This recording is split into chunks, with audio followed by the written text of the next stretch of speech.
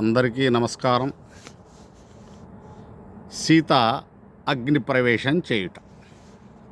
విభీషణుని పట్టపురాణి మరియు రాక్షస స్త్రీలు సీతకు మంగళ స్నానాలు చేయించి శ్రీరాముని ముందు నిలబెట్టారు. సీతాదేవి శ్రీరామునికి పాదాభివందనం చేసింది. ఇరువురి కళ్ళు చెమర్చాయి. అప్పుడు రాముడు, రావణుడు చేసిన అవమానానికి ప్రతీకారం చేశాను. నా పౌరుషం లోక విఖ్యాతమైనది. హనుమంతుని శ్రమ, సుగ్రీవుని మంత్రాంగము, విభీషణుని కష్టము ఫలించాయి. లోకకంఠకుడైన రావణుని జయించాను. ఇదంతా నీకోసం కాదు, నా వంశ గౌరవం కోసం చేశాను జానకి. నా ధర్మము నేను నెరవేర్చాను. ఇంతకాలం పరాయవాని ఆధీనములో ఉన్న నీవు నీ పవిత్రతను నిరూపించుకోవడం నీ ధర్మం అన్నాడు రాముడు.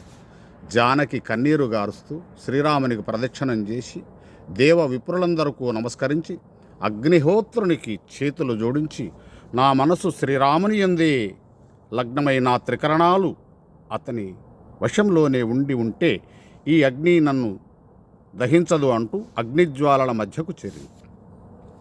రాముని ఆజ్ఞ ప్రకారం సీత అగ్ని ప్రవేశం చేసింది. అగ్నిదేవుడు ప్రత్యక్షమై అగ్ని పునీత అని సీతను కీర్తించాడు.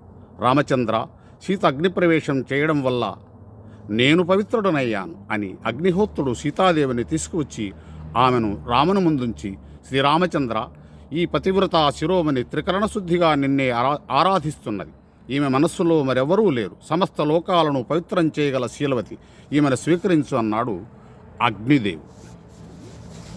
అప్పుడు శ్రీరాముడు, అగ్నిదేవ, సీత శీలవతి అని, నన్నే త్రికరణ శుద్ధిగా ఆరాధిస్తున్నదని, దుష్టుడైన రావణుని విరోధించగల తేజస్విని అని ఆమె చిత్తశుద్ధి నాకు తెలుసు. కానీ సీతాదేవి శీలవతి, పవిత్రురాలు అని ఈ లోకం గుర్తించాలి, అయోధ్య ప్రజలు గుర్తించాలి. ఎంతో కాలంగా రావణాంతపురంలో ఉన్న సీతను రాముడు చేపట్టాడని వేలెత్తి చూపకూడదనే ఇంత కఠినంగా ప్రవర్తించాను. ఇప్పుడు ఈమె కీర్తిని, తేజశీలాలను ముల్లోకాలు కీర్తిస్తాయి.